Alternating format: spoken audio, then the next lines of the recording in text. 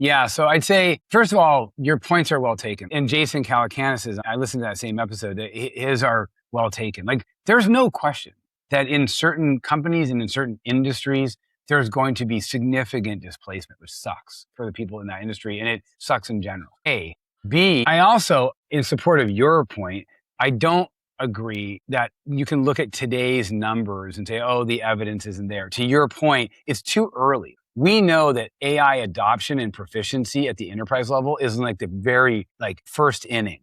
And we've seen what happens when a company emulates what happens in the third or fourth inning. Like, they don't need as many people. This is AI First with Adam and Andy, the show that takes you straight to the front lines of AI innovation in business. I'm Andy Sack, and alongside my co-host, Adam Brotman, each episode we bring you candid conversations with business leaders transforming their businesses with AI. No fluff, just real talk, actionable use cases, and insights for you.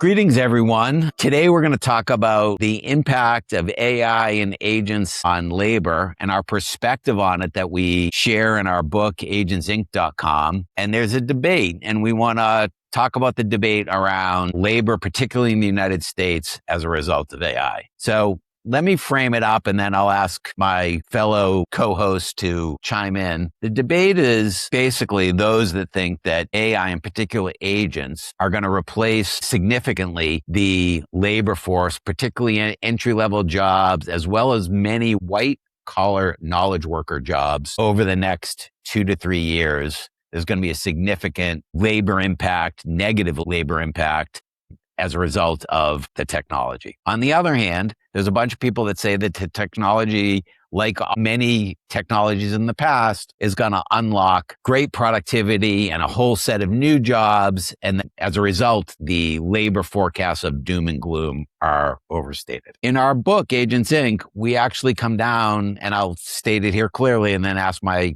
fellow hosts to chime in. We come down that when we look at particularly restaurants, retail, but we look at any business, law firms, accounting firms, professional service firms, finance, the whole slay of industries, we start with the this business probably can be run with at least 50% fewer people today. And we're clear about that and state that in the book. That was our perspective 3 months ago. We reserved the right to change our mind, and we reserved the right to be totally wrong. But that's our perspective. So I think that's still my perspective. That might be actually generous. It might be greater than that. We talk about instances of that in the book. With that framing of the debate, Adam, do you want to chime in and add some color to this conversation? Yeah, because I think it's really important, even on the 50% point you're making, to provide some color and some nuance. That's why I asked you to chime in. Exactly. So first of all, the 50% rule of in a vacuum in general, if a firm's not looking to innovate, grow, or it's not growing on its own, and they're just chugging along, and they were able to completely be AI first and AI proficient as a company, I'm with you. There's no question that even in today's state of the union, which is only getting better rapidly, of AI, they could use AI to reduce headcount by 50%. But that's in a vacuum. That's assuming the company's not trying to do more things. That's assuming the company's not growing really fast or trying to innovate in certain ways that the AI is unlocking. So in a vacuum, standing still, I think it's almost not debatable that a totally agentic, transformed company with AI can operate at 50% greater, or 100% greater efficiency, or 50% less.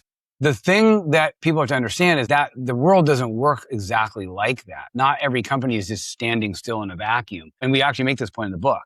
We actually say the reality is the same forces that allow a company that's standing still in a vacuum to be able to be, if they wanted to lean into agents and have 50% less headcount, that same company could do double the activity with the same headcount, right? So the same issue applies, but it doesn't mean that the first 50% rule isn't a good rule of thumb to sort of keep in mind, which we're saying, which is that's the level of efficiency gains and unlocks that you can get from AI. So that's point number one that's important to know. Point number two, in my opinion, is to get into this labor debate.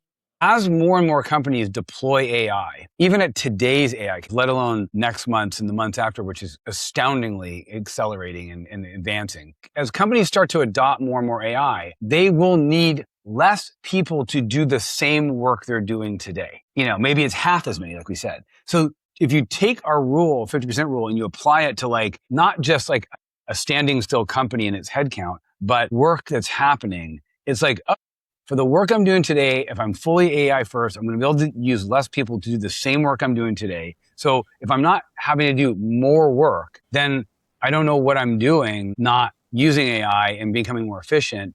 But also, why am I not trying to grow and innovate and create new opportunities and new unlocks for our business? We make that point in the book as well. But at the societal level, here's what gets really interesting. We're an example ourselves, Andy. We're working on a project, which we're going to talk about more publicly later in the year, where we're going to do a startup ourselves that's going to be totally agent native from day one. And we believe that startup will only need a few humans and a bunch of agents to run the startup effectively from the headquarters level. But the startup's in the retail restaurant space, and it's going to employ a bunch of people in the field, in the stores, whatever. So we may only have 2 people or 10 people doing what eventually normally would have required 100 people. Okay, so you're like, well, what happens with those 80 other jobs? I'm like, well, first of all, they wouldn't have existed because this opportunity wouldn't have existed but for AI. And number 2, we're creating jobs in the stores we're going to be able to open because of this. We're creating jobs for the vendors that are going to supply us. And so I actually feel like from a societal level, I personally believe you're going to see more abundance. But I believe on the way there, you're going to see pockets of either individual companies or sectors that are going to get really hurt and go through some turbulent times. That's my take on it. So I think it's going to kind of wash out is my point. I personally think that. And maybe I'm being an optimist, but I think it's going to be unevenly distributed both in timeline and in terms of sectors and companies about how it applies. I mean, I've been listening to podcasts specific, I'll name it All In, and Dave Freeberg in particular, but a number of them make David Freeberg's look, the data does not support the AI doom and gloom story around labor. And then Jason is basically look, at the very least, entry-level jobs that the hiring has reduced there, and there's job displacement. And the evidence that he quotes is if you don't think self-driving cars are going to replace taxi drivers, the data supports it. Waymo is absolutely going to replace taxi cab drivers and Uber drivers. It's clear as day. Full automation, same job to be done. And in those cities where Waymo exists, that data does exist. I'm clearly in that camp. I think in general, you're too optimistic and maybe I'm too dire. But what I've experienced in talking to business leaders who start to play with and try to really understand AI is that the first thing they do is they look at their existing business and they look for cost savings, not unlock. That's one point that we make in the book. And as part of that cost savings thing, it's just sort of natural instinct. Why wouldn't we operate at a higher profit margin? We don't need to hire there. And there's just a whole host of those. So I think the 50% number in the book is probably low. The example that you're talking about in our heads and in our own forecast, we actually are using it's look, it's probably 80%. And I'm seeing evidence of 70 to 80%. And in our book, we took a process that we set out to do a 90% cut in time. Okay, it ended up being 85%. So I think we'll see. It's not something that I'm proud of or whatever. I'm just eyes wide open. That's my point of view, and I'm just sharing it. Yeah, I'll just add 2 things real quickly because I know we want to wrap us up. Yeah, so I'd say, first of all, your points are well taken. And Jason Calacanis's, I listened to that same episode, his are well taken. There's no question that in certain companies and in certain industries, there's going to be significant displacement, which sucks for the people in that industry, and it sucks in general. A. B, I also, in support of your point, I don't agree that you can look at today's numbers and say, oh, the evidence isn't there. To your point, it's too early. We know that AI adoption and proficiency at the enterprise level is in the very first inning.